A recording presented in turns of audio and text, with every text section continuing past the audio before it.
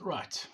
The purpose of this video is as a visual and verbal record of why we, the franchisees of Steers Glen Acres Drive-Thru, are opposed to the intercom system, which is to be implemented at the next revamp. Now, my main concern, and that of centre management, is this four-way stop, which basically separates Steers Drive-Thru, KFC Drive-Thru, which you see opposite, and Nando's Drive-Thru, which sits just to the left of us. They're not in frame. I don't have a camera on the Nando's Drive-Thru, but they sit just to the left of us. So we have a situation now where Nando's stacking queue, when it's backs up into this four-way stop. The same situation occurs when Steers stacking queue grows to an excess of 11 cars. Traffic backs up into this four-way stop.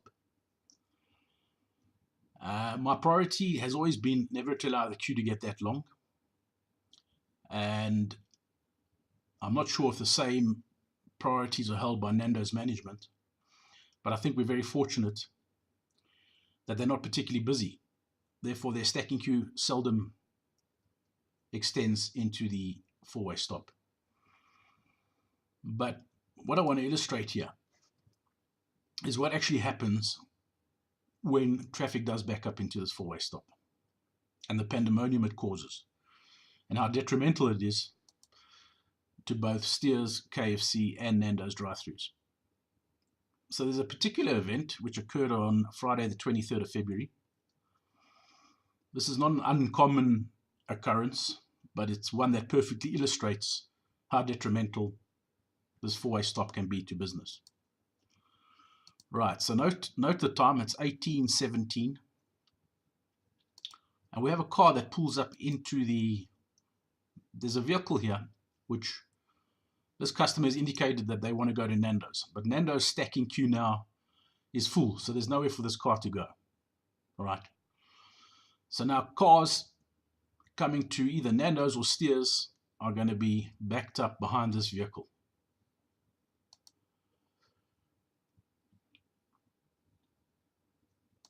So now you have a situation where you have this car parked at the four-way stop, waiting to enter the Nando's drive-thru.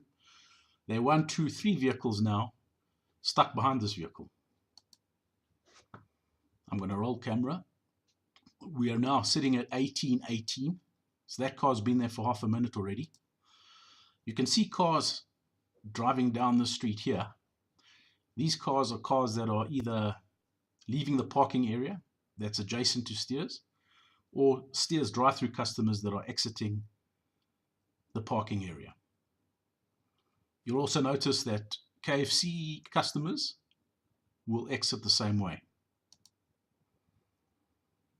All right, so now we have a situation, 18:20, that's a minute later.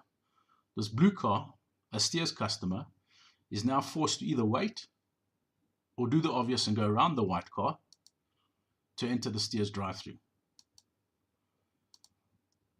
2 cars follow suit. The white car is still parked there, and there are still 1, 2, 3 cars stuck behind the white car.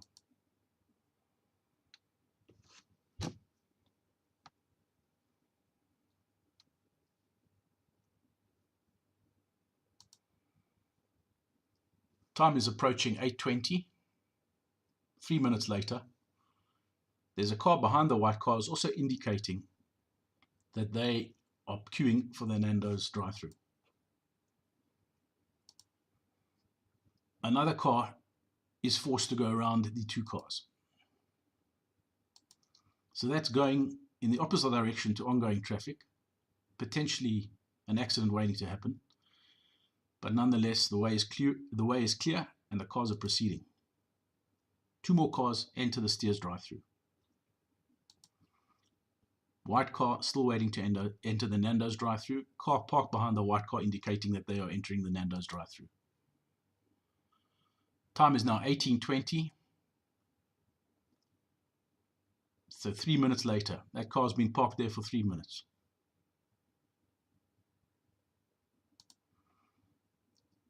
traffic is able to exit the KFC drive-thru. Fortunately, this car isn't parked right in the middle of the intersection. That would block traffic from exiting the KFC drive-thru.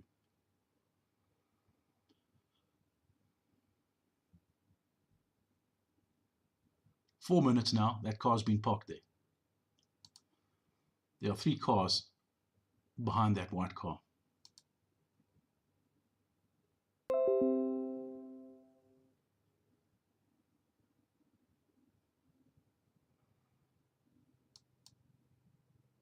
It's at this point that the vehicle that was waiting behind the white car to go to Nando's now proceeds to park in the parking area adjacent to Steers. They've either given up on the idea of using the drive-thru and are going to go in-store at the Nando's, but either way, I'm not prepared to wait any longer. Who can blame them?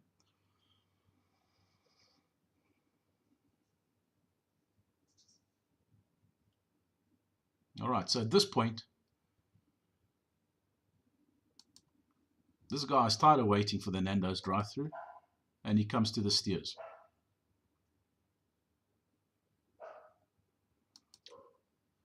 Two cars enter.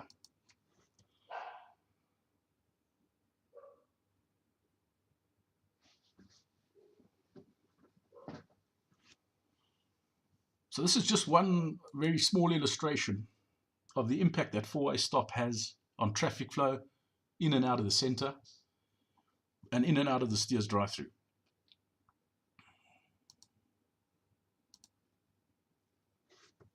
There's the Steers stacking queue. It's currently about four cars in length.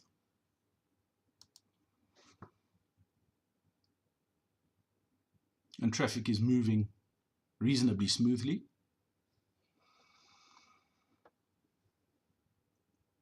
But now with the intercom system implemented somewhere around here, that would effectively shorten the Steers stacking queue by 4 vehicles.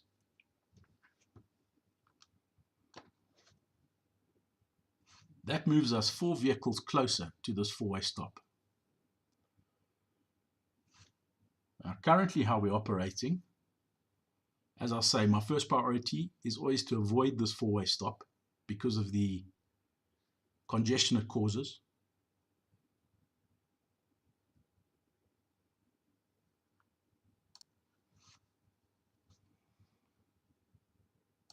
I'm going to speed up the video a bit.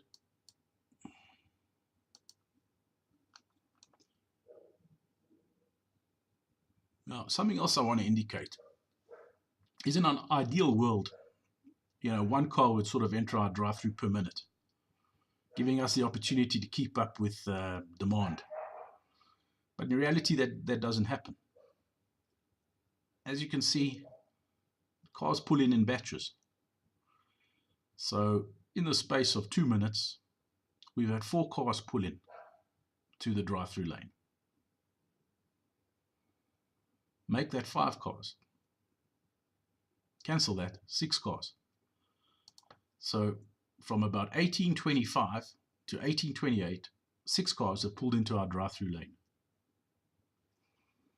Now, assuming we have an intercom, 4 car lengths further down the drive-thru lane, the stacking lane,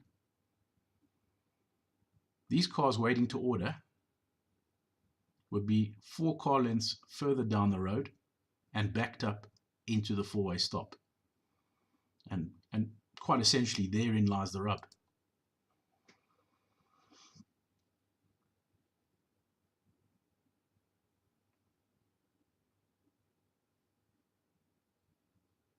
We cannot afford, Nando's cannot afford, center management cannot afford for our stacking queue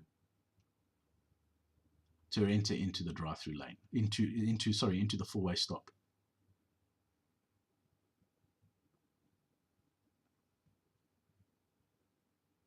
At this point in time, we're just about backed into the four-way stop. And as a business owner, this is when I start to panic.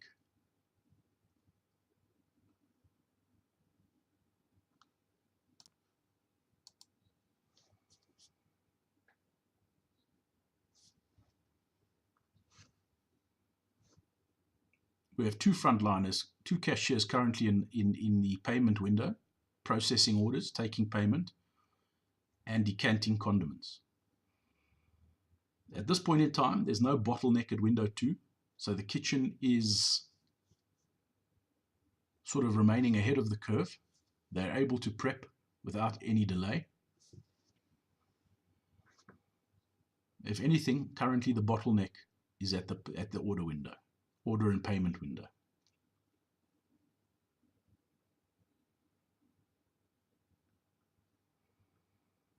Again, you have one cashier ringing and taking payment, and you have a second cashier packing condiments and cold drinks. In this particular hour, I think we processed in the region of 52 transactions for the hour. I stand under correction, it was between 52 and 60 transactions in the hour.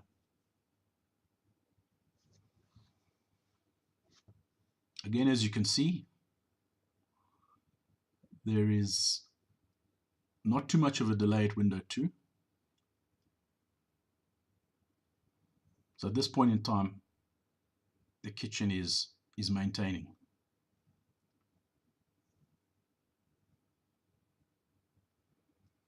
As far as our stacking queue is concerned,